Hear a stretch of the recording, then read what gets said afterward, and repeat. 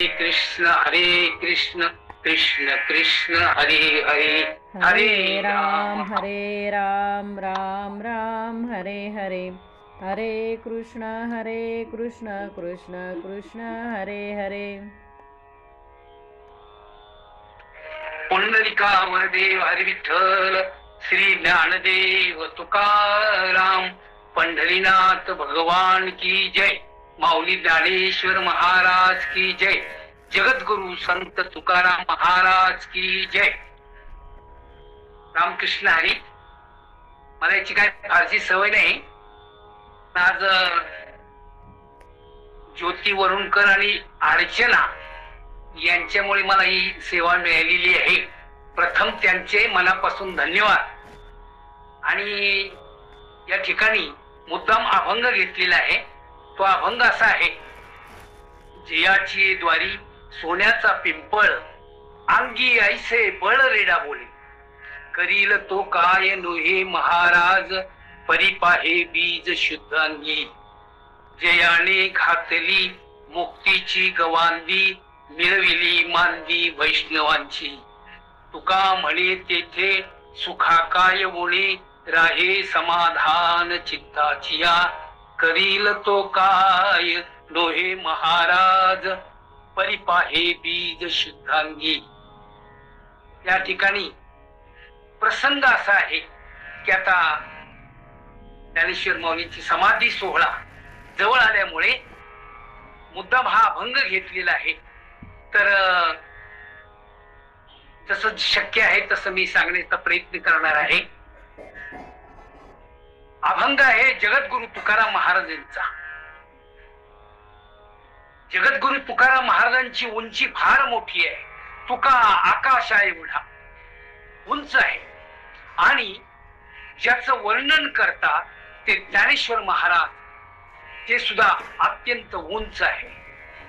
सांगण्याचा उद्देश या ठिकाणी आहे की जगद्गुरु तुकाराम महाराज स्वतः मोठे आहेत आणि ज्यांचं वर्णन करतात ते ज्ञानेश्वर महाराज सुद्धा अत्यंत उंचीची अशी आहे. म्हणजे थोडक्यात संत संतांचं वर्णन करतात. म्हणून या अभंगाला विशेषत्वाने महत्व आहे. आणि त्याचा एक प्रसंग आहे. पुढे सविस्तर बोलण्यापूर्वी तो प्रसंग थोडक्यामध्ये मी या ठिकाणी सांगणार आहे. ऐकू येते सगळ्यांना ना? धन्यवाद. तर त्यावेळेला एक बीडचे ब्राह्मण देशपांडे होते. आणि ते देशपांडे ब्राह्मण, त्यांना वाटायचं की आपल्याला काहीतरी संस्कृतचं अध्ययन व्हावं, पंडित व्हावं. परंतु 70 क्रॉस झाली होती, वय झालेलं होतं. आणि तरी सुद्धा त्याला वाटलं, त्याच्या मनामध्ये संकल्पना आली की आपण फार मोठं पंडित व्हावं. आणि म्हणून त्यांनी आळंदीमध्ये येऊन अजाण वृक्षाच्या खाली काय धरणं धरलं. म्हणजे त्या ठिकाणी 21 दिवस त्यांनी काय केलेली आहे, साधना केलेली आहे, अन्न पाणी वर्ज केलेलं आहे. आणि 21 दिवसानंतर माऊलीच आहेत ना ज्ञानेश्वर महाराज. काय माऊली ही त्यांना दिलेली एक संज्ञा आहे. दयाळू आहे, बहु आहे, करुणावंत, अनंत हे नामजा. संत दयाळू असतात. त्यांना दया आली त्याची. आणि बाबा, अरे का बसलेला आहेस इतक्या दिवस, काय कारण आहे त्याचं?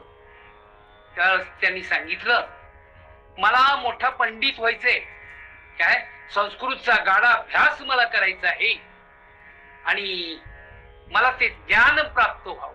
आता यांनी ज्ञानेश्वर महाराजांचं चरित्र ऐकल्यामुळे तो भारावून गेला होता आणि ज्ञानेश्वर महाराजांकडे त्यांनी ते मागणं मांडलेलं आहे. पहा, ज्ञानेश्वर महाराज म्हटले, आता हे कोर्ट आळंदीचं बंद आहे. तुम्हाला हे आता कार्य नाहीये, त्या कार्यान्वित नाही असं काहीतरी आहे. तर कार्य निमित्त असणार देहूच काय तुकाराम महाराजांच्या ठिकाणी तुम्हाला जावं लागेल. आणि तुकाराम महाराज म्हणजे देहूला त्या आळंदीचे आपले बीडचे देशपांडे गेलेले आहेत. गेल्यानंतर त्यांनी साष्टांग प्रणिपात केला आणि सर्व हकीकत सांगितली. ही हकीकत ऐकल्यानंतर जगद्गुरु तुकाराम महाराजांना विशेष वाटलं का? अरे बाबा, जयाची द्वारी सोन्याचा पिंपळ, अंगी ऐसे बळ रेडावून. अरे ज्याच्या द्वारामध्ये सोन्याचा पिंपळ आहे आणि रेड्याला बोलवण्याचं बळ आहे, असा शक्तिमान आमचे ज्ञानेश्वर माऊली, आणि तू इकडे आलास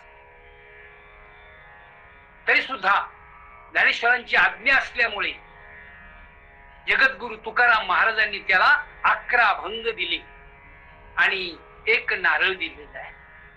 कथा सगळ्यांना माहिती असेल, परंतु हा प्रसंग या भंगाच्या भोवती असल्यामुळे सांगणं गरजेचं आहे.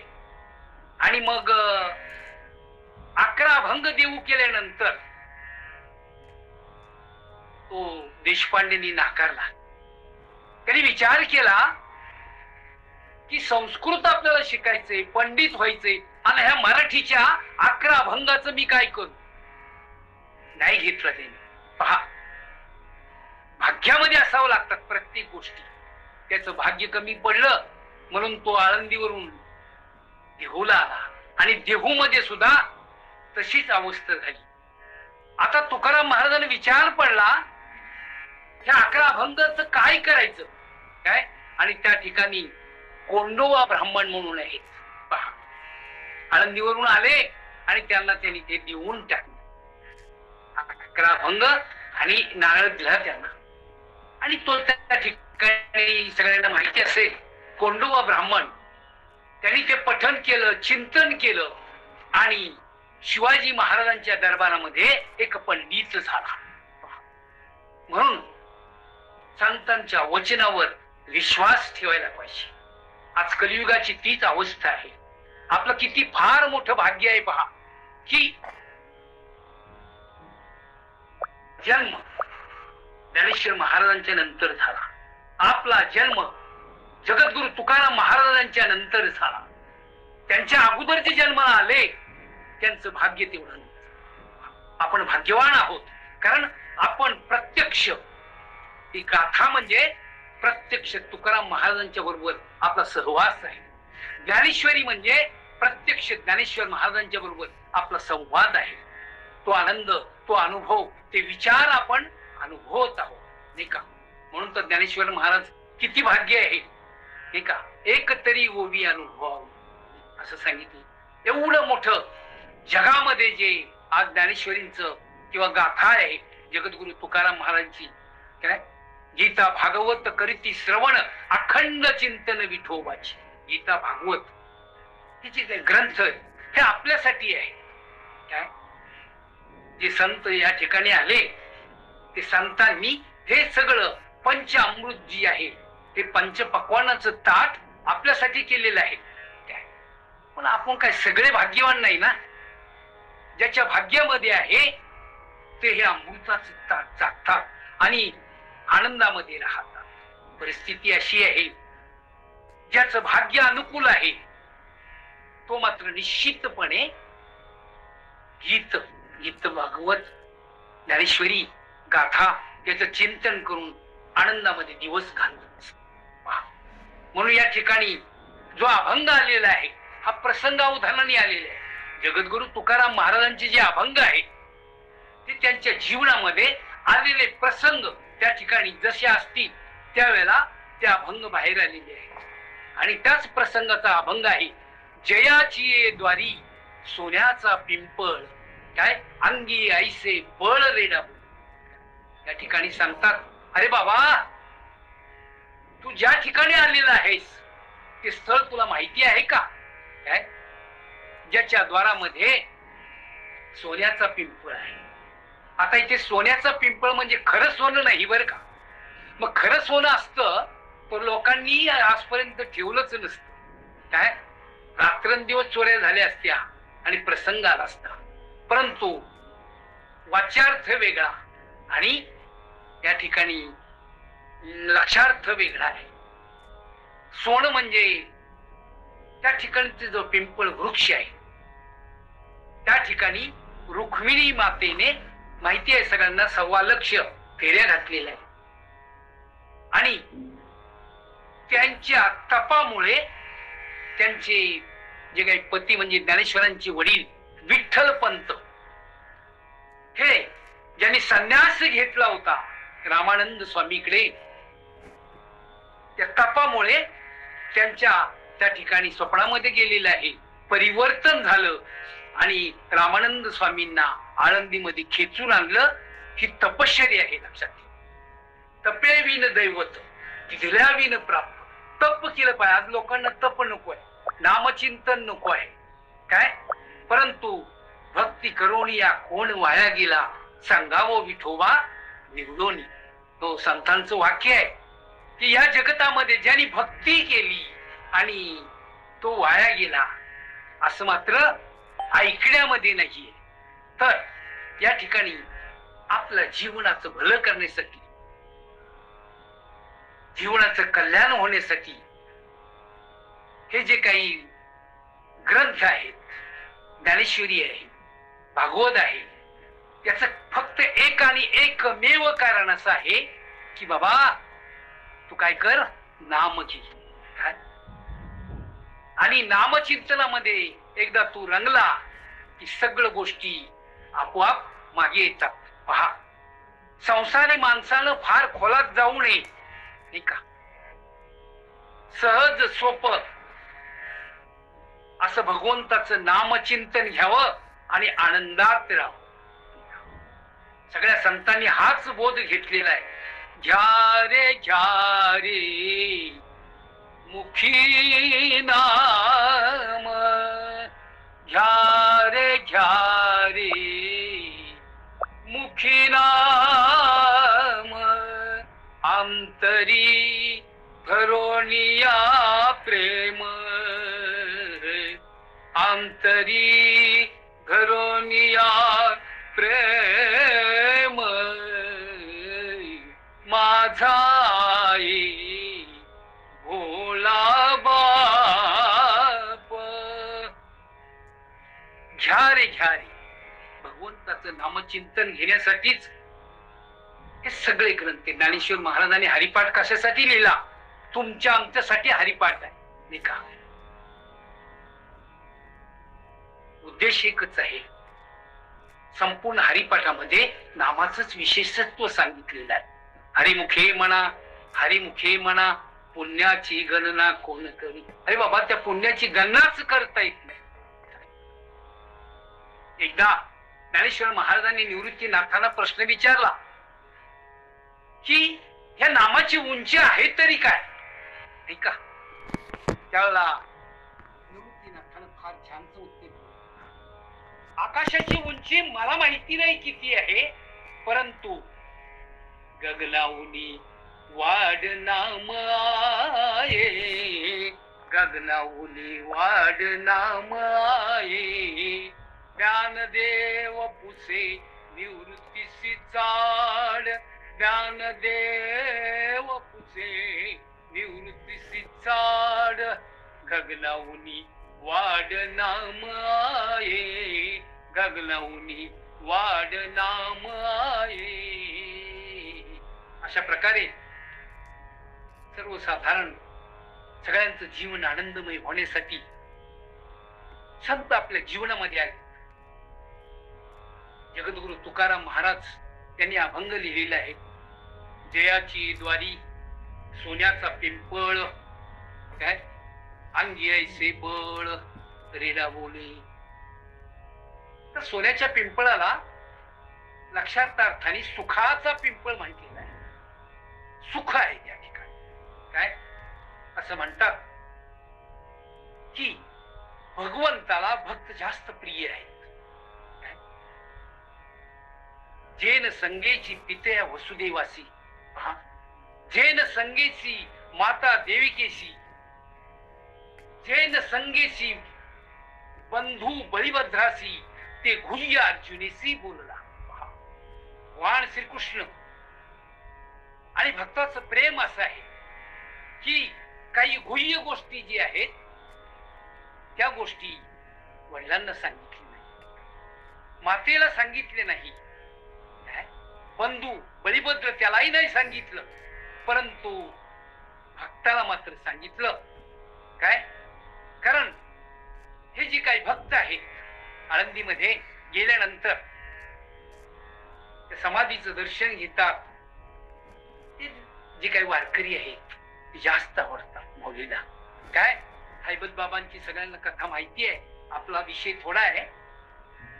हैबत बाबांच्या जीवनामध्ये असा प्रसंग आला, डाका घातला, पण शेवटी त्यांनी विनंती केली माऊलींना, माऊली एकदाच मला जीवन द्या, राहिलेलं जीवन तुम्हाला समर्पण करतो. हैबत बाबा त्यावेळेला हैबत बाबांनी पंढरीची वारी केली पादुका हातात घेऊन. ते हैबत बाबा आज त्या हैबत बाबांची तिथे पायरी आहे, तिचं दर्शन घेतल्याशिवाय पुढे जाता येत नाही.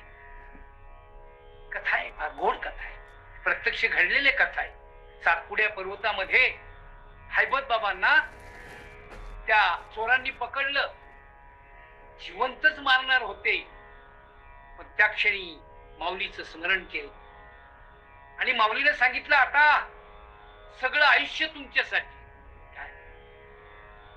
आज आपल्या परिस्थिती अशी आहे, लोक संसारही करतात, लोक परमार्थही करतात, परंतु 70 आली 75 आली संसारच चालू आहे. आपल्या जीवनामध्ये कधीतरी असा संकल्प करावा की आपण यासाठी कशासाठी मनुष्य जन्म मिळाला, नाही का? त्याचा उद्देश काय आहे? एवो निरदेहा विचारावे सार, धरावा पै धीर भजन मार्गी. कशासाठी आपण या मृत्यू लोकामध्ये आलो, त्याचं कारण काय आहे? कोणी चिंतन करत नाही, संसारामध्ये गुरफटून गेलेला आहे. परंतु विचार करायला पाहिजे, कारण विचार करण्यासाठीच मनुष्याचा जन्म आहे. मनुष्याचा जन्म हा पुण्य करण्यासाठी, पाप करण्यासाठी नाही. काय संत महात्म्यांना संसार करता आला असता, पण त्यांनी संसार केला नाही.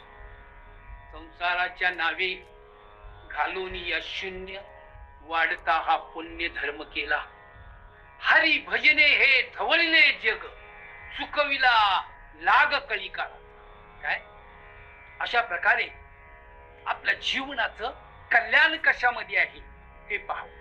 काय जगद्गुरु तुकाराम महाराजांचे असे अनेक अभंग आहेत. ज्ञानेश्वर महाराजांच्यावर त्यांचं अत्यंत प्रेम आहे.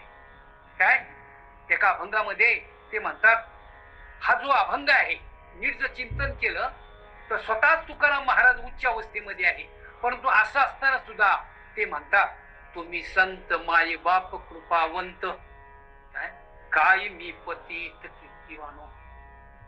तुम्ही कसे आहेत? संत आहात, मायबाप आहात, आणि नुसते मायबाप नाही, कृपावंत मायबाप आहात. हे सुद्धा अभंग जो आहे, कारण जगद्गुरु संत तुकाराम महाराजांना संतांचा सहवास जास्त लागतो. आणि ज्ञानेश्वर महाराजांच्या बाबतीत जर तुम्ही म्हणाल तर त्यांच्या उषा पायथ्याशी गुरुच असतात. फरक आहे दोन्हीमध्ये. त्यामुळे गाथेमध्ये जर आपण पाहिलं तर तुकाराम महाराजांचे अभंग संताविषयी जास्त आहे. संतावरच त्यांचं प्रेम आहे आणि ते जाणत होते, कारण अगोदर जे संत होऊन गेले, निवृत्ती ज्ञानदेव सोपान मुक्ताबाई एकनाथ नामदेव आणि नंतर तुकाराम महाराज, नाही का? तुका झाला असे कळस, भजन करा सावकाश. काय परंतु पाया जो रचला, ज्ञानदेवी रचिला पाया, उभारिले दिवाल. हे भक्तीचं जे काही देवालय आहे, हे राम हरे राम राम राम हरे हरे परंतु हरे कृष्ण. या पंढरीचं महात्म्य हे फार जुनं आहे. का आपण पाहतो विठ्ठल पंत ज्यावेळेला आळंदीत आले, आणि थोडक्यात सगळं सांगत नाही बसत, परंतु त्यांच्या स्वप्नामध्ये भगवान परमात्मा आली आणि त्यांनी सांगितलं, अरे बाबा इथे ती रुक्मिणी आहे, तिच्याशी तुझं लग्न कर. साक्षात्कार झाला आणि नंतर लग्नही झालं वगैरे वगैरे. ते पुष्कळ भाग आहे, परंतु सगळं झाल्यानंतर त्यांनी इच्छा प्रकट केली, मला आता पंढरीला जायचं काय. आणि त्यांची जी काय अर्धी वारी राहिली होती काय, दक्षिणेकडची वारी पूर्ण झाली होती, उत्तरेकडची वारी होती ती व्हायची होती. म्हणून त्यांनी सांगितलं मी आता भगवान परमात्म्याचं पंढरीला जाऊन काय दर्शन घेईल आणि मगच पुढचा प्रवास सुरू करेल. अशा प्रकारे स्वतः विठ्ठल पंतांनी पंढरीची वारी केली नाही का. अनेक संतांनी, ज्ञानेश्वर महाराजांनी, सगळ्या आतापर्यंत जेवढे संतांची मानली आहे सगळ्या संतांनी पंढरीची वारी केलेली आहे. म्हणून या ठिकाणी दिंडीला तुमच्यातले बरेचसे जण जातात दिंडीला. मला कळलं जिताई सुद्धा जाते काय. अर्चना जाते की नाही माहिती नाही, अर्चना दिसत नाही मला. आहे ना अर्चना, आहे का. आहे दिसली आहे. तर माझे जीवीची आवडी आवडी, माझे जीवीची आवडी, पंढरपुरा नेईल गुडी, पंढरपुरा नेईल गुडी.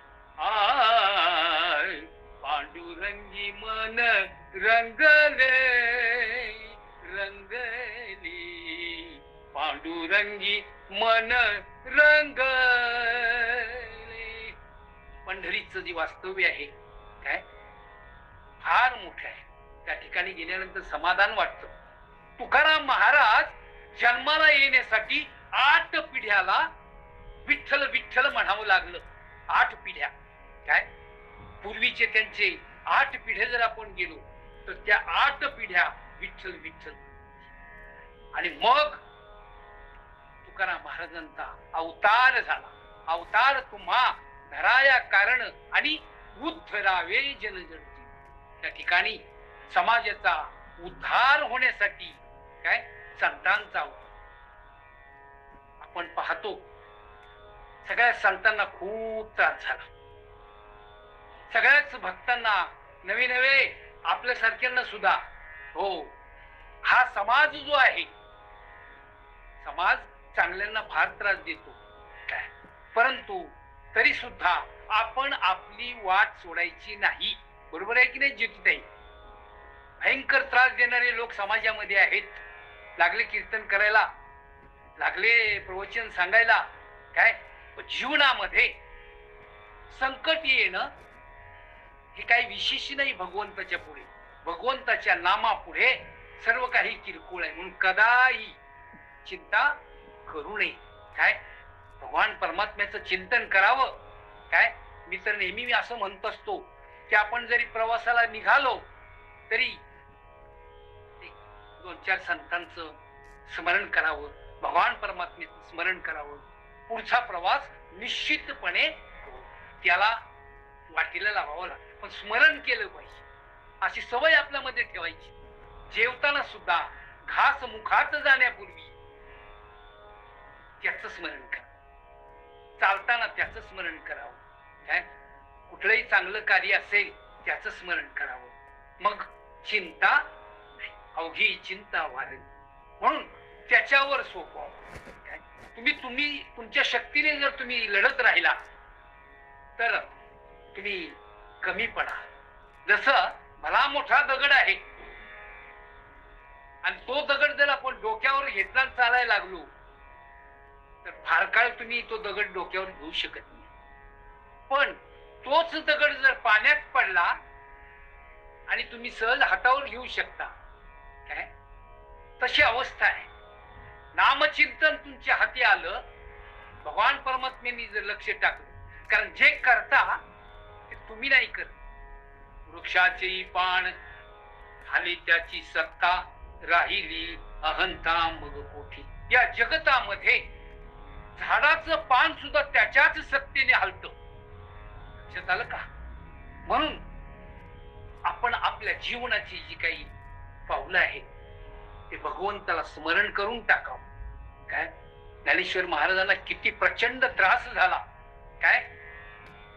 ही 4 भावंड जन्माला आली आणि त्यांचं कल्याण व्हावं, शुद्धीपत्रक मिळावं म्हणून आळंदीतील त्या ठिकाणी ब्रह्मवृंदांना विठ्ठल पंतांनी नमस्कार केला. तुमच्या पाया पडतो, पण ह्या 4 मुलाचं वृत्त बंद करा.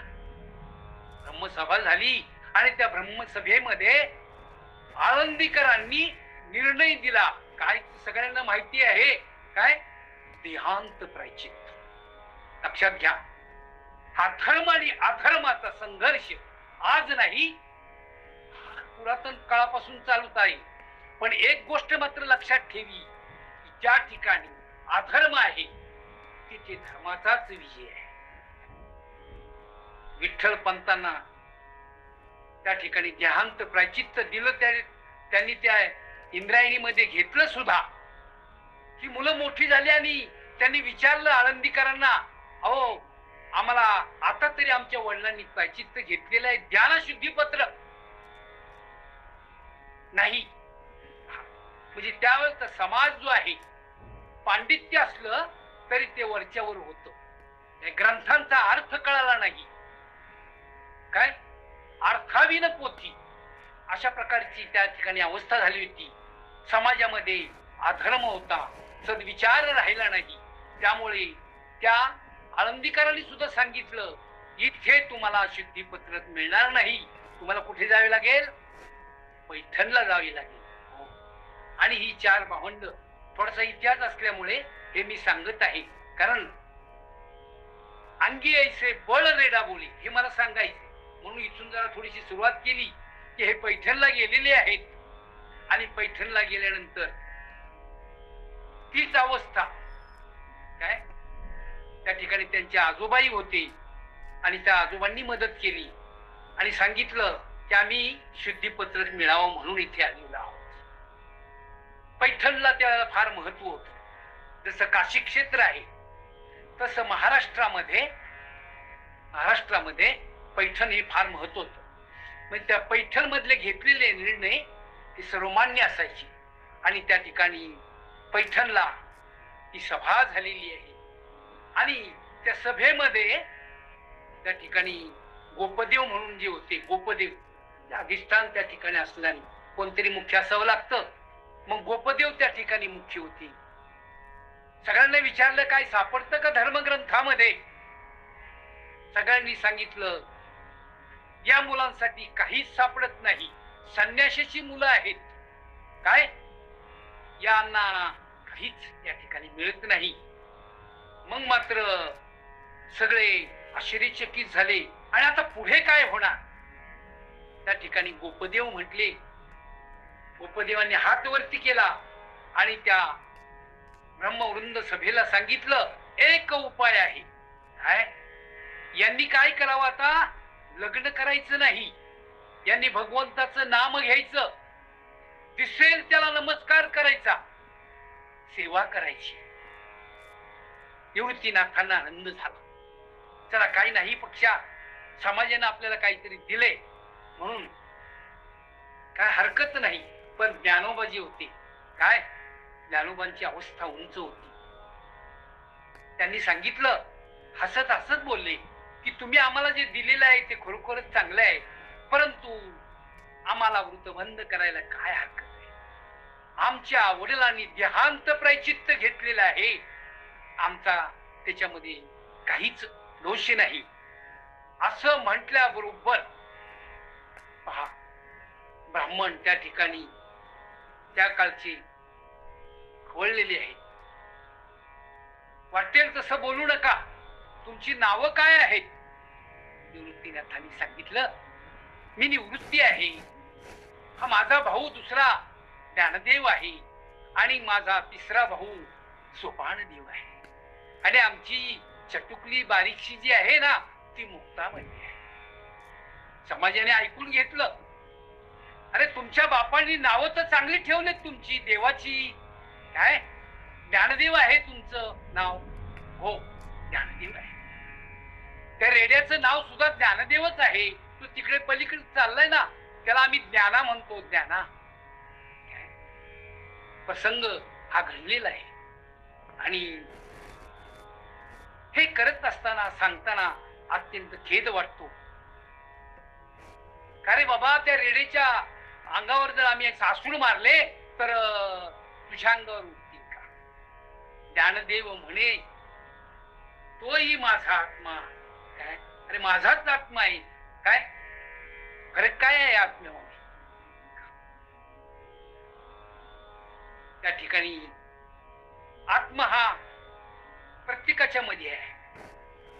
नैनम छिद्दंती शस्त्रांनी नैनम दहती पावका न चैनम क्लेदयंत्यापो नो शोषयती मारुता. हा जो आत्मा आहे हा कधी सतत अमर आहे. हा देह आहे, जीवात्मा एक जीव आहे आणि एक शिव आहे. लक्षात घ्या. नरदेह मिळाल्यानंतर काय त्या आत्म्याची म्हणजे शिवाची ओळख व्हावी हा प्रयत्न करायचा आहे. जे काला कीर्तन होतात ना आजकाल, लोकांना माहिती नाहीये, परंतु काला म्हणजे दोन गोष्टीचं मिलन आहे. तू आणि मी नाही, तुझा तुझा भाव त्या ठिकाणी नाहीये. काय? आणि ज्ञानेश्वर महाराज सांगतात, तोही माझा आत्मा. अरे माझाच तो आत्मा आहे. मग लोक म्हणतात त्याच्या पाठीवर हाणाप चापकाचे फटके, काय, आणि तिकडे चापकाचे फटके बसू लागतात. इकडे ज्ञानदेवांच्या पाठीवर ओळ उठतात आणि मुक्ताई वरडते, दादा दादांच्या पाठीवर ओळ आहे, मारू नका दादांना. काय प्रसंग आहे तो. ते ओळ प्रत्यक्ष पाहिल्यानंतर लोक थांबले. पाठीवर ओळ आहेत. शांतता निर्माण झाली. परंतु सगळीच माणसं काही सारखी नसतात. समाज हा भक्त आणि अभक्त दोन्ही नटलेला आहे. आणि ही परंपरा आजची नाही, फार जुनी आहे. त्याच्यामध्ये अभक्त लोकही होते. ते म्हटले, तुझे वडील काशीला गेले होते, काहीतरी जादू टोना केलेला आहे, काय काहीतरी मांत्रिकाचं ज्ञान घेतलेलं आहे. आम्ही हे मानायला तयार नाही. आत्मा जर एकच आहे तर मग रेडेच्या मुखातून तुम्ही जे वेद म्हणता तो रेडा म्हणेल का? ज्ञानेश्वर मूर्ती महाविष्णूचा अवतार सखा माझा ज्ञानेश्वर. काय कमी आहे? ज्ञानेश्वर महाराज म्हणतात, तुमची कृपादृष्टी असेल तर रेड्यामुखी वेद निश्चितपणे म्हटले जातील. असा तो छानसा प्रसंग आहे. रेड्याला जवळ केलं आणि ज्ञानेश्वरांनी भगवान परमात्मा पांडुरंगाचं स्मरण केलं, निवृत्तीनाथांचं स्मरण केलं आणि रेड्याच्या मस्तकावर हात ठेवला आणि त्याला सांगितलं, तुझा आणि माझा आत्मा एकच आहे. काय? मी आता वेद म्हणणार आहे. ऋग्वेद असा प्रकारचा अवघडात अवघड जो वेद आहे तो त्यांनी सांगितलं म्हणायला. माऊलीच होती त्यांची उंची आणि माऊली पुढे म्हणतात आणि रेड्याच्या मुखातून वेद बाहेर पडतात. मग मात्र सगळ्यांना आश्चर्याचा धक्का बसला. काय? रेड्याच्या मुखी वेद ज्या वेळेला बोलवली, असं सांगतात की पैठण मधले काही ब्राह्मण लोक आहेत, काय त्यांनी जे काही वेद लिहिले होते ते वेद सुद्धा चुकीचे होते. काही ठिकाणी त्या रेड्याच्या मुखातून जे वेद गेले त्यामुळे त्यांनी सुद्धा त्यांचे वेद दुरुस्त केले. अशा प्रकारे हा प्रसंग त्या ठिकाणी सांगितलेला आहे. म्हणून जयाची द्वारी सोन्याचा पिंपळ. अरे बाबा, ज्याच्या दारामध्ये सोन्याचा पिंपळ आहे म्हणजे सुखाचा पिंपळ आहे. आणि ज्या ठिकाणी रेडा बोलेल, काय रेड्याचा रेडेश्वर झाला. रेड्याचा रेडेश्वर झाला त्या ठिकाणी. आणि त्यामुळे त्या पहिल्या चरणामध्ये अंगी आईसे भळ रेडा असं ती म्हणतात. काय काय करणार नाही हो, करील तो काय नुहे महाराज. काय परिपाहे बीज शुद्ध अंगी. ते महाराज काय करू शकणार नाही. काय बीज जे आहे पहा. म्हणून कुळ फार महत्वाचं आहे. कुळाला महत्व आहे. ज्ञानेश्वरांच्या कुळाचा जर विचार केला आपण तर पाठीमागचं जे त्यांचं कुळ आहे, अगदी विठ्ठलपंत ते स्वतःच वारकरी होते. विठ्ठलपंत यांना गहिनीनाथाची कृपा होती, त्यांच्या मंडळीलाही कृपा होती. काय आणि इकडे आळंदीमध्ये तिच्या रुक्मिणी आणि रुक्मिणीचे वडील, काय नाव त्यांचं काय असेल ना, आता लक्षात येईना, त्यांच्यावर सुद्धा काय भगवंताची कृपा होती. त्यांना सुद्धा ते भेटलेले आहेत, त्यांच्यावर सुद्धा कृपा केलेली आहे. आणि अशा प्रकारे हे जे आहे त्यांचं बीज जे आहे ते शुद्ध आणि पक्व. म्हणून तर या ठिकाणी 4 भावंड जन्मले. काय सगळ्यांना माहिती असेल, निवृत्ती शिवरूपाने आली, ज्ञानेश्वर महाराज विष्णू रूपाने आले, सोपान काका ब्रह्मरूपाने आली, आणि ही जी काही मुक्ताई आहे ती अधिमाया शक्ती आहे. अधिकार फार मोठा आहे मुक्ताईचा. काय तर अशा प्रकारे करील ते काय नु हे महाराज, काय करू शकणार नाही. काय तर त्या ठिकाणी पैठणला तो चमत्कार घडला आणि तिथून नेवासा या ठिकाणी ही सगळी 4 भावंड आलेली आहेत. बरोबर रेडा सुद्धा, रेडा थांबायला तयार नाही पैठण मध्ये. काय मग त्या मालकाने सांगितलं बाबा घेऊन जा. मग ते त्यांच्या बरोबर रेडेश्वर होती. हे सगळी जण त्या ठिकाणी आलेले आहेत. आणि वाटेमध्ये एका ठिकाणी निवासामध्ये एका झाडाखाली विसावा म्हणून बसतात. काहींना माहिती असेल प्रसंग. आणि त्या झाडाखाली बसल्यानंतर सच्चिदानंद बाबा थोरवे काय यांना अंतविधी यात्रा त्या ठिकाणी चालू असते. आणि त्या ठिकाणी पूर्वीची चाल होती सती निघतात म्हणून थोरवे यांची अंतयात्रा पाठीमागे आहे. सच्चिदानंद थोरवे आणि पुढे त्यांची पत्नी सती जाण्यासाठी निघालेली आहे. पहा, आणि या झाडाखाली हे मोठे कोणतरी काय साधू दिसत आहेत. म्हणून तिच्या अंतःकरणामध्ये असं वाटलं की आपण तर जाणारच आहे, पण जाता जाता यांचं दर्शन घेऊन जाऊया. पहा, आणि ती जी माता आहे ती ज्ञानेश्वरांच्या ठिकाणी गेली, नतमस्तक झाली आणि ज्ञानेश्वर महाराजांनी आशीर्वाद दिला, सौभाग्यवती भव. सुंदर प्रसंग आहे. पहा, सौभाग्यवती भव असं म्हटल्यानंतर तिने डोळे उचकटले. माऊलींनी तर डोळे झाकलेलेच होते आणि विचारला प्रश्न, एक विचारू का, हा तुमचा आशीर्वाद या जन्माचा आहे की मागच्या जन्माचा आहे? ज्ञानेश्वर महाराज त्यांनी सांगितलं, ज्या अर्थी माझ्या मुखातून हे शब्द बाहेर पडले त्या अर्थी देवाचा संकेत आहे, हे खरं आहे. आणि मागून तर ती प्रेत यात्रा येत होती. प्रेत यात्रा जवळ जवळ जवळ जवळ आलेली आहे. खाली उतरवली. त्या ठिकाणी ज्ञानेश्वर महाराजांनी निवृत्तीकडे एकदा पाहिलं. मज हृदयी सद्गुरु जेने तारिलो हा संसार म्हणून विशेष त्यादुरु. गुरूंच्यावर भाव होता.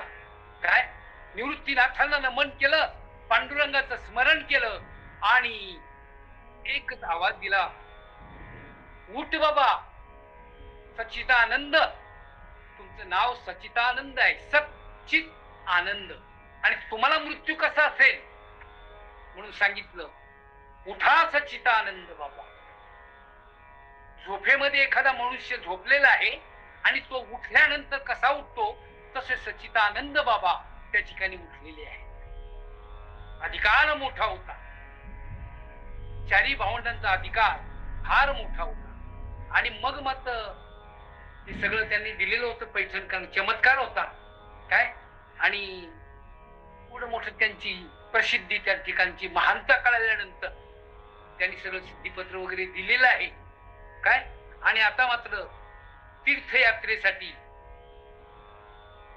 ज्ञानदेवी जयाने घातली मुक्तीची गवांदी, मिळवली मांदी वैष्णवांची.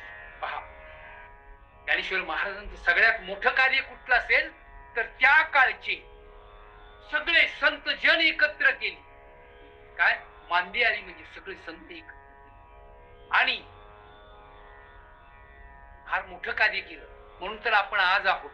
गावोगावी कीर्तन होतात, प्रवचन होतात, नाही का? हे सगळं श्रेय आहे ती ज्ञानेश्वर महाराजांचं आहे. ज्ञान देवे रचिला पाया, त्यांनी फार मोठा पाया, फार मोठी कृपा करून ठेवली आपल्यावर. नाहीतर अशक्य होतं सगळ्या गोष्टी. संपूर्ण महाराष्ट्रामध्ये खेडोपाडी काय भागवत धर्माची पताका उंचतेने जर काय असेल तर त्याचं श्रेय हे 4 भावंडाकडे जात. अशा प्रकारे धर्माचा प्रसार व्हावा म्हणून ज्ञानेश्वर महाराज, पंढरपुरातले नामदेव महाराज, बाकीचे संत एकत्र केले आणि तीर्थाटनाला निघालेले आहे. थोडं सगळं सांगायला वेळ कमी आहे, परंतु धावत्या वेगात मी सांगण्याचा प्रयत्न करतोय आणि काही महत्वाचे मुद्दे तुम्हाला मी सांगणार आहे. तर जाता जाता जसं सातपुड्या पर्वत आहे काय, आणि सातपुडा पर्वतामध्ये लुटमार होत होती त्यावेळेला काय, आणि माऊलीची दिंडी त्या ठिकाणी आलेली आहे काय, आणि हरपाल नावाचा भिल्ल असतो, चोऱ्याच करतो तो, पण याची चोरी जगा वेगळी आहे. तो चोऱ्या करायचा काय, परंतु चोरीतून मिळालेलं धन जे आहे ते स्वतःच नव्हता, लोकांच्यासाठी वाटत. एक प्रकारचा हरिभक्तच होता, परंतु चोऱ्या करायचा. ज्याच्या घरात माळ नाही काय, जो भगवंताचं नामचिंतन करत नाही त्याला दंड करायचा तो. आणि तो प्रसंग होता. ज्ञानेश्वर महाराजांची दिंडी त्या ठिकाणी सातपुड्या पर्वतामध्ये त्याच्या गावामध्ये आलेली आहे आणि अत्यानंद त्याला झाला काय, आणि असा प्रकारचा अत्यानंद झाल्यानंतर हरपाल सिंग त्याच्या पत्नीला सांगतो, सुंदरस जेवण कर, आज आपलं भाग्य उदयाला निघाल. संत येती घरा तोची दिवाळी दिसल. संत आपल्या ठिकाणी यावे, त्याच्यापेक्षा आनंद दुसरा काही. त्या बाकीच्या दिवाळ्या, बाकीचे सण हे सगळं काही खोटं आहे. संत येती संतांची काय अर्धा क्षण घडता संतांची संगती, तेने होय शांती महत्पाप असं म्हटले.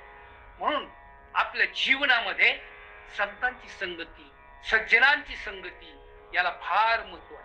म्हणून तर एकदा नाही 3 वेळा शब्द उच्चारला, साधू थोर जाना, साधू थोर जाना, साधू थोर जाना, कलियुगी म्हटले. या कलियुगामध्ये साधू थोर एकदा म्हणून नाही जमलं, 3 वेळा म्हणलं.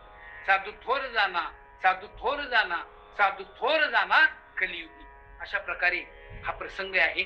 आणि बायको म्हटली, अहो आपल्या घरामध्ये काहीच नाही आणि मी कसं जेवण करू. मग मात्र त्या ठिकाणी तो जयपाल आहे, हरपाल आहे, तो म्हटलं काही काळजी करू नको, आता जातो आणि घरी घेऊन येतो. नेहमीप्रमाणे तो त्या अरण्यामध्ये गेलेला आहे. परंतु प्रसंग असा होता की त्या दिवशी कोणच चोर त्याला भेटला.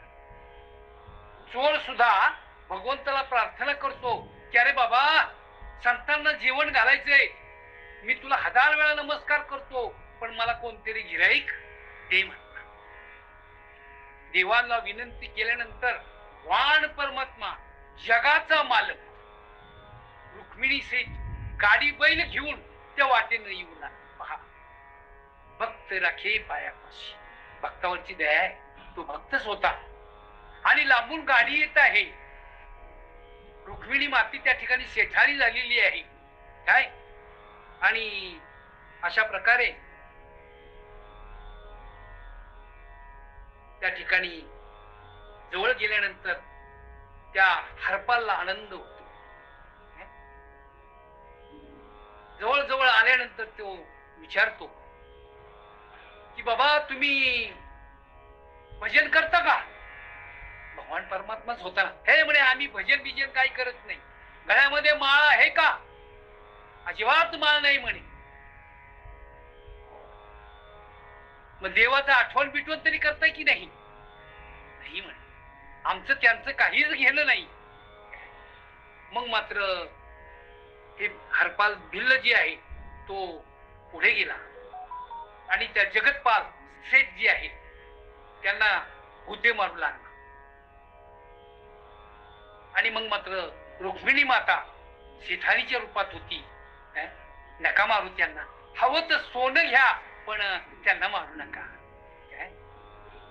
मग अशा प्रकारे एक दोन गुद्दे मारले, सगळं सोनं घेतलं काय आणि धावत पळत घरी आला. सगळा सिधा सामुग्री जमवला, सुंदरच स्वयंपाक केला. ते जास्त लांबवत नाही मी. आणि पंगती बसलेल्या आहेत. त्या ठिकाणी ज्ञानेश्वर माऊलींनी हरपालला सांगितलं संकल्प सोडा. हरपालनी संकल्प सोडला आणि नंतर पंगती बसलेला आणि ज्ञानेश्वर महाराज त्या ठिकाणी भगवंताला आवाज देतात की जगतपाल या जेवायला. पांडुरंगा पार्वतमा त्यांना माहितीच होतं ना. जगतपाल आल्यानंतर मात्र हरपालला वाईट वाटत. अजून गुद्दे खायचेत का काय, तू कशासाठी इथे आलास? नाही म्हणे, तुम्ही बोलवलं म्हणून इथे आलो. त्यावेळेस ज्ञानेश्वर महाराज सांगतात, अरे बाबा तुझं भाग्य फार मोठं आहे, प्रत्यक्ष भगवान परमात्मा या ठिकाणी आलेला आहे. मग मात्र याला फार वाईट वाटतं. अनेक वेळा पाया पडतो, दंडवट घालतो आणि माफ करा म्हटला, मी तुम्हाला गुद्दे मारले. देवच आहे ना, देवाला काही नाही वाटत. देव हा भक्तीचा भावाचा भुकेला आहे, प्रेमाचा भुकेला आहे. देवाला काही आवडत नाही, देवाला फक्त तुमचा भाव आवडतो. म्हणून मागेही संत लोकांनी त्याची अनुभवही घेतली आणि आपल्याला या आज कलियुगामध्ये त्याचा अधिकार आहे. तुका म्हणेचा कोणी सांगे, माझा अनुभव आहे अंगी. काय तो अधिकार आपल्याला सुद्धा आहे.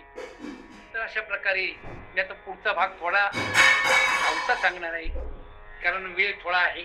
या ठिकाणी तीर्थयात्रेनंतर ज्ञानेश्वर महाराज पंढरपुरामध्ये आलेले आहेत आणि त्यांनी त्यांच्या अंतरामधला भाव जे आहे तो भगवान परमात्मा विठ्ठलाला सांगितला की आता अवतार कार्य संपवावं असं मला वाटतं. अवतार कार्य आता संपवावं असं वाटतं.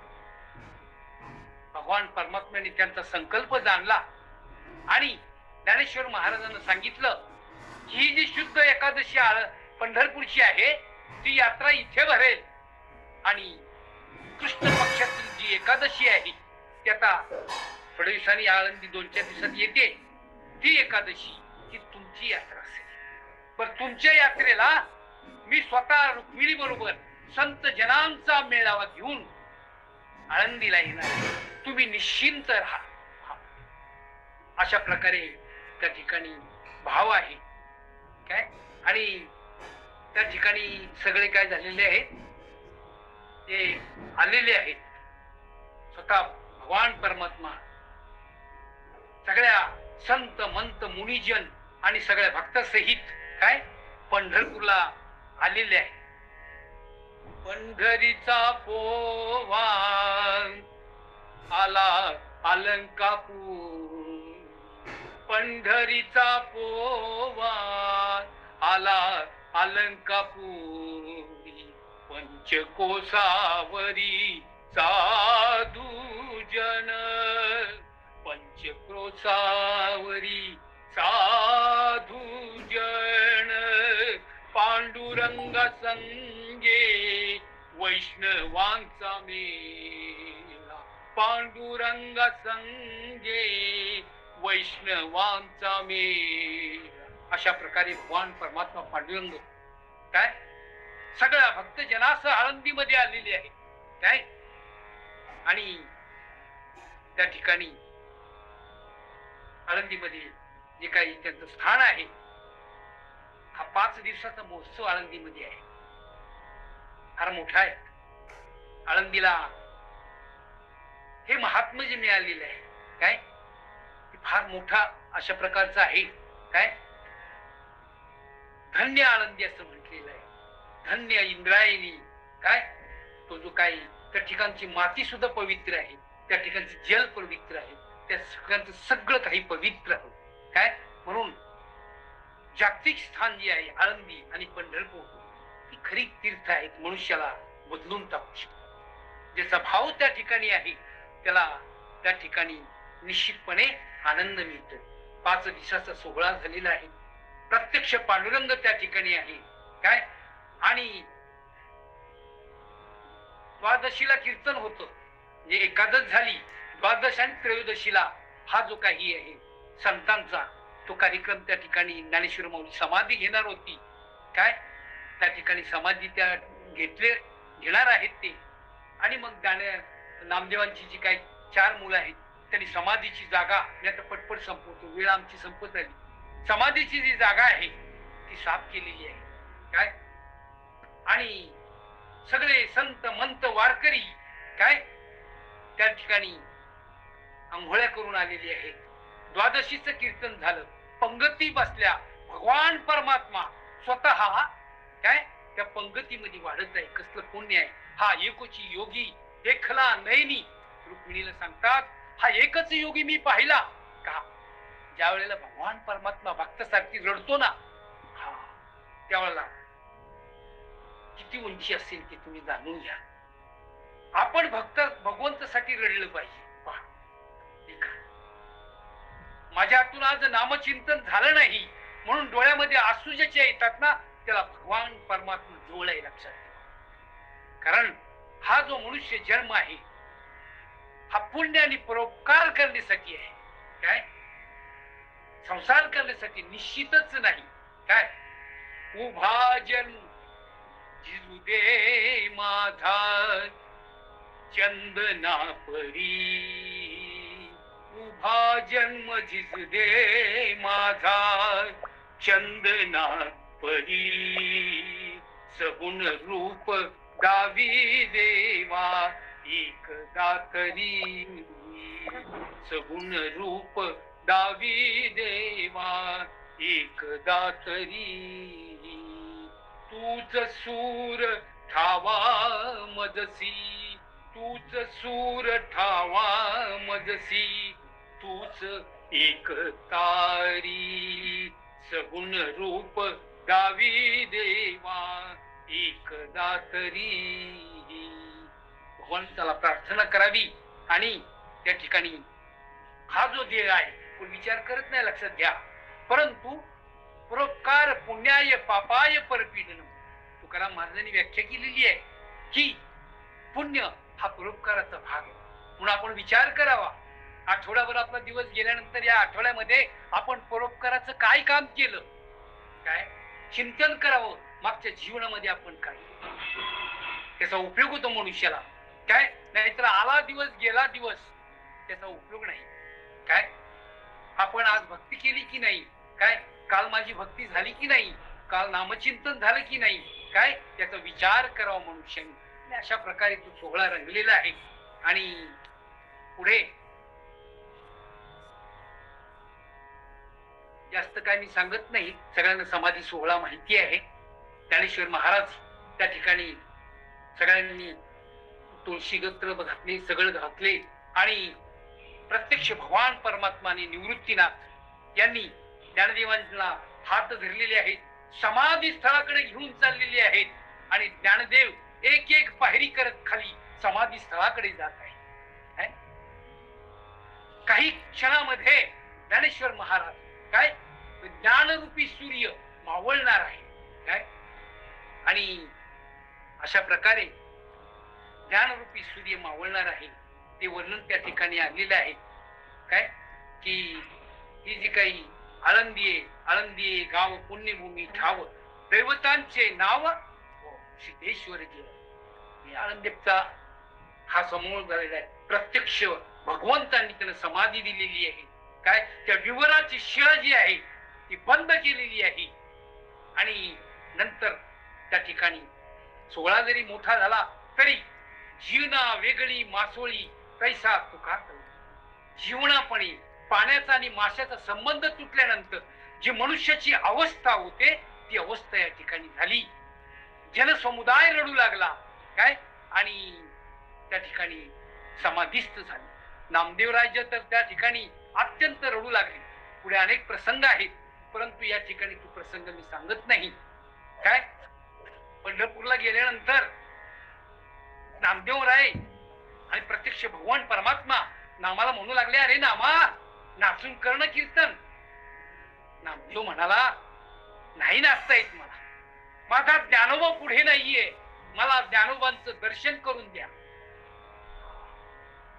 तोपर्यंत मी नाचणार नाही. भगवान परमात्म्याला काय अशक्य होत काय, आणि प्रत्यक्ष ज्ञानेश्वर महाराजांना त्यांचं दर्शन घडवलं आणि मग नामदेव महाराजांना कीर्तन सुरू केलं. असे अनेक प्रसंग आज घडलेले आहेत.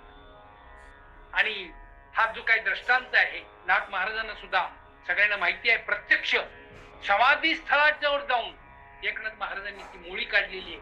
मुळी काढायचं निमित्त होतं काय, परंतु या जनतेचा उद्धार करण्यासाठी तो एक प्रसंग होता. काय, तुकाराम महाराज यांना सुद्धा अनेक वेळा त्या ठिकाणी ज्ञानेश्वर माऊलींचं दृष्टांत झालेले आहे. नाथ महाराजांनाही तो झालेला आहे. अशा प्रकारे आजचा जो काही त्या ठिकाणी ज्ञानेश्वर महाराज समाधिस्थ झाले आणि मग मात्र नामदेवांना अत्यंत रडू असो. हा समाधी सोहळा आता असल्यामुळे मुद्दाम हा भंग मी निवडलेला आहे आणि माझ्या परीने मी सांगण्याचा प्रयत्न केलेला आहे. तरी एक आपली वेळ झालेली आहे. कुंडलिक वरदा हरी विठ्ठल, श्री ज्ञानदेव तुकाराम, पंढरीनाथ भगवान की जय, माऊली ज्ञानेश्वर महाराज की जय, जगद्गुरु संत तुकाराम महाराज की जय. विठ्ठल विठ्ठल विठ्ठल.